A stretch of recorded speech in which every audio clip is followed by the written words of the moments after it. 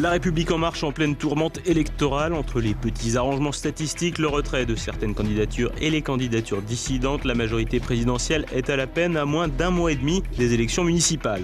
Une alliance qui veut changer la donne. Le candidat à la mairie de Paris, Serge Federbusch, a officialisé mercredi le ralliement du PCD à sa liste pour les municipales. Le parti de Jean-Frédéric Poisson, traditionnellement allié aux Républicains, offre donc un soutien inattendu au candidat également soutenu par le Rassemblement national. Alors que le cannabis est strictement interdit au Sénégal, l'économie d'une petite île du sud du pays repose intégralement sur sa culture. Face à cette production intensive, le gouvernement sénégalais tente de durcir le ton. Madame, Monsieur, bonsoir. Débutons cette édition par une triste nouvelle. Roger Olindre est mort paisiblement chez lui dans la nuit de mercredi à jeudi. Résistant, ancien parachutiste, volontaire en Indochine, puis mobilisé lors de la guerre d'Algérie où il sera grièvement blessé. Il aura également été reporter à Paris Match et au Figaro Magazine. En 1972, il deviendra l'un des membres fondateurs du Front National. Élu député en 1986, il prendra finalement ses distances avec le parti en 2010. Roger Olindre avait également marqué les esprits avec son virulent discours contre la pédocriminalité. Apprécié pour son courage et son sens de la camaraderie, il avait fait l'honneur à TV Liberté de le recevoir à plusieurs reprises pour évoquer ses multiples vies et ses ouvrages qu'il laisse désormais comme une forme de testament politique. Nos pensées vont évidemment à son épouse, ses enfants et l'ensemble de sa famille. Et dans le reste de l'actualité, une campagne de tous les dangers pour la majorité présidentielle. Après seulement 3 années d'existence, La République en marche fait face à ses premières élections municipales. La campagne s'avère pour le moment assez chaotique. Olivier Frère-Jacques. Une campagne dans la douleur pour l'exécutif. Après seulement 3 années d'existence, La République en marche doit faire face à ses premières élections municipales. Un scrutin qui intervient dans une séquence difficile pour la majorité après plus d'1 an de manifestations des Gilets jaunes et une mobilisation syndicale qui n'est pas loin de fêter ses 2 mois d'existence. Contexte compliqué et maillage territorial complexe à créer. En France, les majorités en place perdent régulièrement les scrutins intermédiaires et La République en marche doit, en plus de ce facteur institutionnel presque naturel, faire face à l'implantation de longue date de l'ancien monde, à savoir la droite parlementaire et la gauche socialiste et ses alliés. Reste, à la faveur de la majorité, sa capacité d'aspirer les opportunistes de droite comme de gauche, soucieux, en bon apparatchik, de préserver leur siège plutôt que de défendre leur parti ou même leurs convictions. Les 15 et 12 mars prochains seront donc un grand test pour la majorité. À moyen terme, ces élections auront une incidence sur le Sénat et sa recomposition. Et ce test pourrait tourner au drame dans certaines villes, comme à Paris où la majorité est divisée, avec une candidature Griveaux créditée de seulement 16% des voix et le fraîchement viré Villani à 10 points. 2 candidats à la traîne derrière la socialiste Anne Hidalgo, 23%, et Rachida Dati, 20 points. Le candidat Europe Écologie Les Verts, à près de 15 points, pourrait aussi jouer les troubles fêtes. Mais difficile de voir comment Emmanuel Macron peut sortir la tête haute dans la capitale à moins d'un spectaculaire retournement de situation aux côtés de Rachida Dati. Partout ailleurs, le jeu de la majorité consiste en un débauchage d'élus locaux ou dans des tentatives de coups médiatiques avec des personnalités dites issues de la fameuse société civile. La stratégie globale semble donc être une sorte de cas par cas généralisé.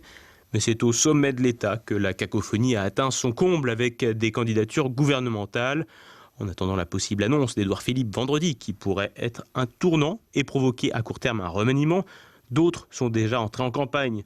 Marlène Schiappa, secrétaire d'État à l'égalité, et le secrétaire d'État à l'économie Agnès Pannier-Runacher dans des arrondissements parisiens, tout comme le ministre des Relations avec le Parlement Marc Fesneau à Marchenoir en Loir-et-Cher. D'autres laissent planer le doute, Sébastien Lecornu, ministre à la cohésion des territoires à Vernon dans l'Eure, ou Franck Riester à la culture à Coulommiers en Seine-et-Marne, ou encore Agnès Buzyn à Paris. Enfin, le ministre de l'Agriculture Didier Guillaume et le secrétaire d'État aux Affaires étrangères Jean-Baptiste Lemoyne devaient s'affronter dans un duel à mort à Biarritz, mais ils jettent finalement l'éponge sur ordre de l'Élysée. À ces hésitations ministérielles s'ajoute aussi le coup de force du ministre de l'Intérieur Christophe Castaner, qui ose décidément tout. Le premier flic de France a ainsi transmis une circulaire dispensant les préfets d'attribuer une nuance politique aux communes de moins de 9000 habitants. Vulgaire manœuvre visant à gonfler les chiffres de LREM, plus installés dans les grandes agglomérations, mais aussi véritable crachat à la France des clochers de droite comme de gauche. Le conseiller d'État se prononcera sur cette circulaire vendredi. Petits arrangements, grandes manœuvres, trahison, réalité masquée. La campagne des municipales de la majorité est bel et bien lancée, avec dedans, une fois de plus, ce qui se fait de plus sale en politique. Élection municipale toujours, le candidat Aimé Paris, Serge Federbusch, espère créer la surprise en tentant l'union des droites. Après avoir reçu le soutien du Rassemblement national, il a officialisé le ralliement du Parti chrétien-démocrate de Jean-Frédéric Poisson, Géraud Dufayet. Une alliance qui veut rebattre les cartes. Dans la course aux municipales parisiennes, dominée dans l'actualité par le maire sortant Anne Hidalgo et par le duel imposé par La République En Marche, le candidat de la liste Aimé Paris, Serge Federbusch, entend faire son trou. Soutenu par le Rassemblement national, il a officialisé mercredi le ralliement du Parti chrétien-démocrate de Jean-Frédéric Poisson, qui conduira une liste dans le 17e arrondissement.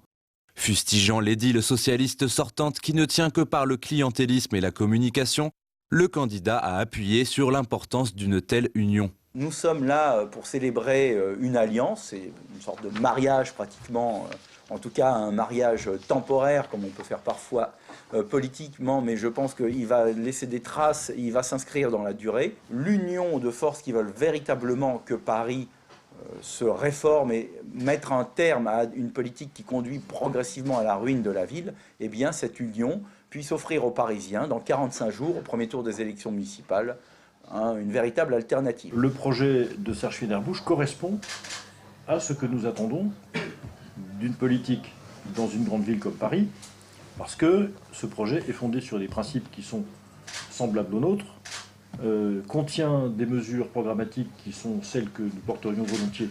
On a une mairie qui, contrairement à ce qu'on cherche à nous faire croire, est en grande difficulté, une candidate sortante en grande difficulté, qui a perdu, si on en croit les sondages, au moins un tiers, plus d'un tiers de son électorat depuis 2014, ce qui est au regard des moyens dont elle dispose et des milliards d'euros qui sont en fait gaspillés dans ces politiques, un résultat tout à fait pitoyable.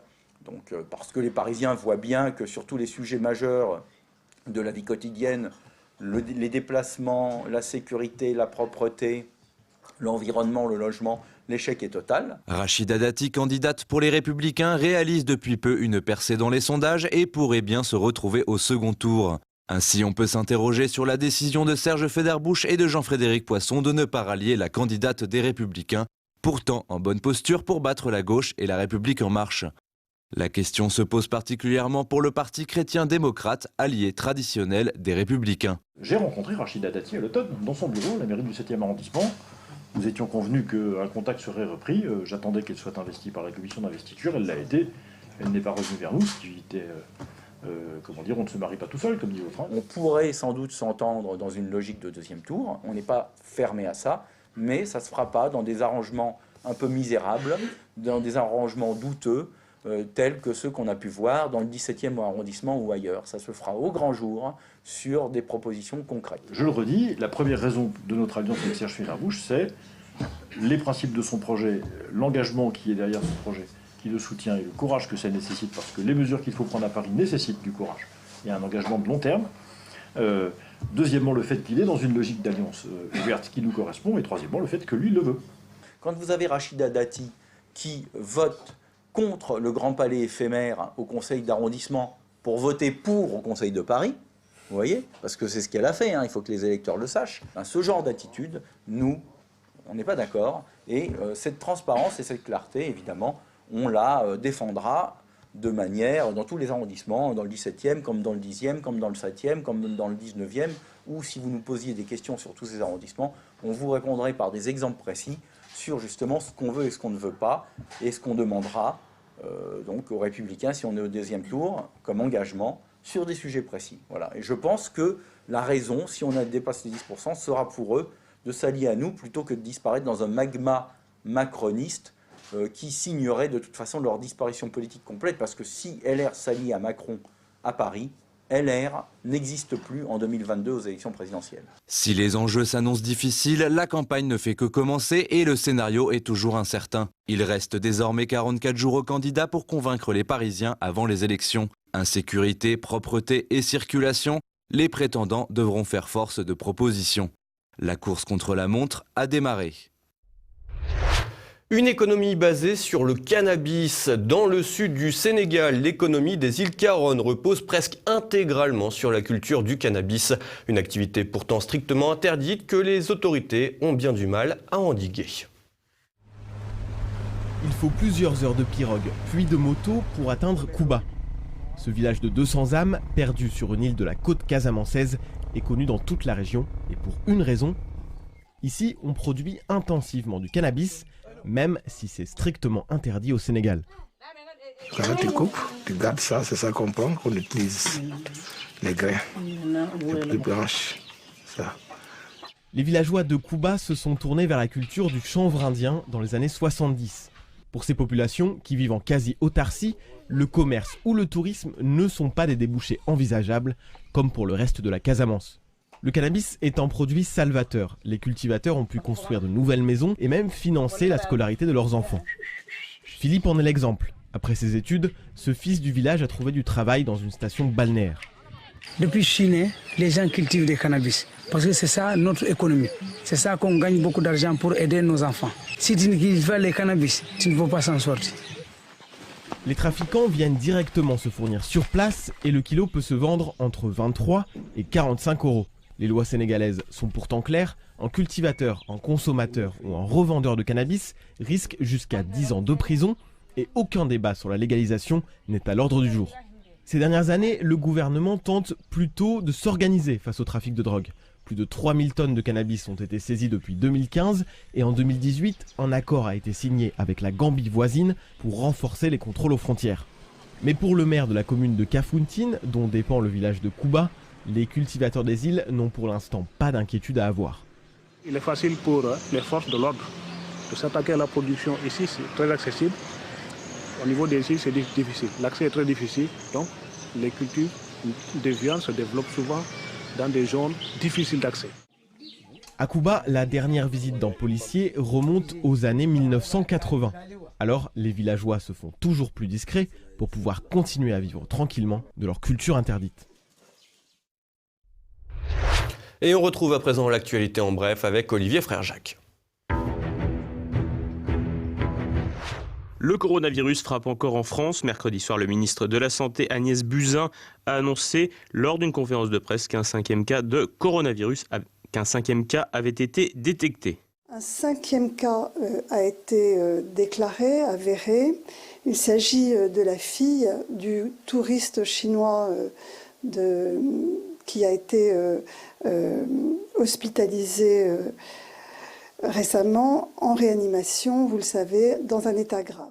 Âgé de 50 ans, le patient a été hospitalisé à Paris. Son père, le touriste chinois de 80 ans, est toujours dans un état grave et n'avait initialement pas été repéré car il ne correspondait pas aux critères. Les 3 autres patients confirmés en France sont un couple chinois, un homme de 31 ans et une femme de 30 ans hospitalisés à Bichat, ainsi qu'un Français d'origine chinoise de 48 ans hospitalisé à Bordeaux. Par ailleurs, un avion a décollé pour Wuhan afin de rapatrier les ressortissants français. Ce jeudi matin, les autorités chinoises ont fait état de 38 décès sur les 24 dernières heures, portant le bilan à 170 morts et plus de 7000 personnes contaminées. L'abomination éclabousse encore l'actualité alors que de sinistres affaires d'agression sexuelle dans les milieux sportifs refont surface à la faveur d'un témoignage de la patineuse Sarah Abitbol. Un autre scandale pointe le bout de son nez, les viols d'enfants en direct sur Internet. Le quotidien Le Figaro explique en effet que la police enquête actuellement sur plusieurs dizaines de personnes de nationalité française qui commandent et visionnent de tels contenus pour des sommes allant de 15 à 60 euros.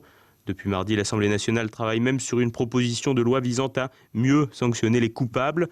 Une volonté politique qui paraît bien superficielle dans une période où le relativisme est roi et alors que des personnalités politiques, notamment des ministres, ont largement été suspectées ces 3 dernières décennies de pédocriminalité. L'Australie organise l'évacuation de ses ressortissants selon un projet dévoilé mercredi. L'île continent veut évacuer ses ressortissants de la province chinoise du Hubei, cœur de l'épidémie de coronavirus, sur l'île de Christmas, un territoire de l'océan Indien accueillant en temps normal les demandeurs d'asile. Le Premier ministre australien Scott Morrison a indiqué que les Australiens jugés vulnérables, notamment les enfants et les personnes âgées, ainsi que les personnes de passage dans la ville chinoise de Wuhan, seraient prioritaires pour les efforts d'évacuation. Les autorités estiment à 600 le nombre d'Australiens dans cette zone.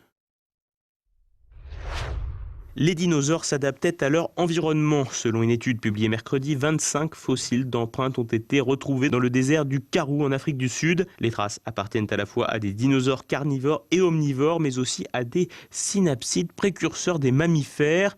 Elles se situaient entre les sédiments de différentes coulées de lave.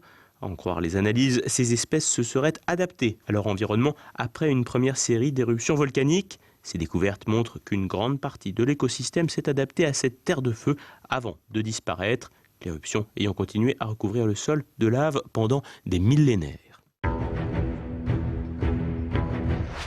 Et ce soir, retrouvez le plus d'éléments au programme des débats. La futurologie est-elle une fumisterie? Jean-Claude Michéa est-il de droite? Les chrétiens d'Orient sont-ils des Arabes comme les autres? Et la présentation du pamphlet de Bruno Lafourcade, Une jeunesse, les dents serrées.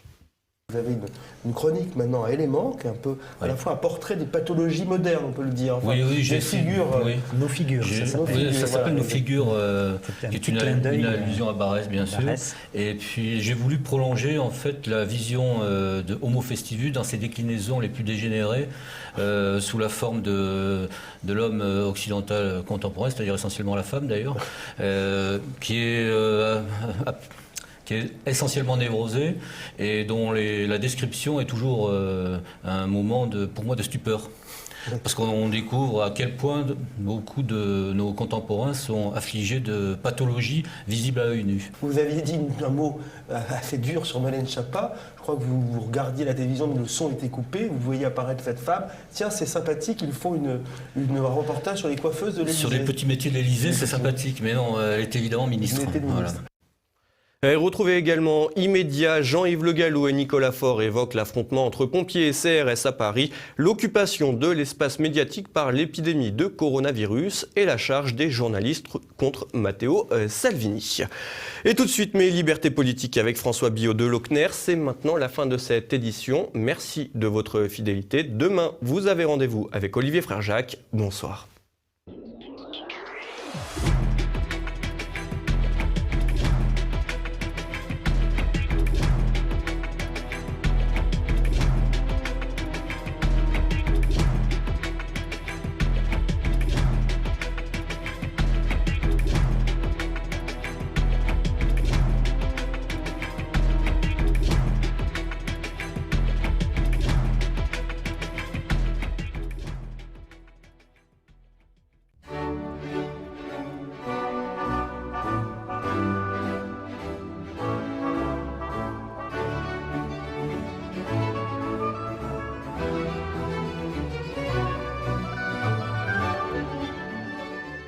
En ce début d'année, fourmillent 1001 initiatives pour nous faire changer notre façon de consommer, de boire, de manger, de nous alimenter, non plus pour le plaisir des papilles et des yeux, mais bien par souci diététique, écologique et donc par souci grétique et thunbertique.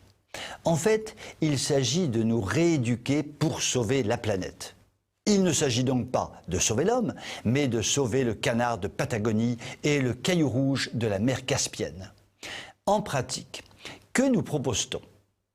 L'an dernier, on nous vantait les mérites du lundi vert, un jour sans viande et sans poisson. Cette année, c'est le mois de janvier sans alcool qui fait fureur. Cela vient bien sûr des États-Unis, Dry January, que ça s'appelle là-bas. Ça fait tout de suite beaucoup plus chic et choc, plus sérieux, n'est-ce pas? Mais au fait, y aller mollo piano sur les apéros après les agapes des fêtes. Franchement, a-t-on besoin d'une campagne médiatique venue du grand large pour y penser? L'on nous dit déjà qu'il faut penser et voter. Faut-il en plus subir des injonctions sur ce que l'on doit manger et boire? Il n'y a pas si longtemps, existait une chose formidablement écologique, extraordinairement diététique, magnifiquement grétique thunbergique, qui s'appelait le jeûne, qui se pratiquait le vendredi, mais pas seulement. Il y a quelques décennies, dans un monde chrétien obscurantiste et patriarcal, durant le carême et l'Avent, Ou encore avant les grandes fêtes, on s'abstenait de viande, on se privait de dessert, on réduisait ou annulait sa consommation d'alcool. Tout cumulé sur l'année, cela faisait autrement plus de jours que les lundis sans viande ou le janvier sans alcool. Ce monde est aujourd'hui méprisé, au motif qu'il exerçait une insupportable pression morale sur les individus, empêchés de jouir sans entrave et d'être libres.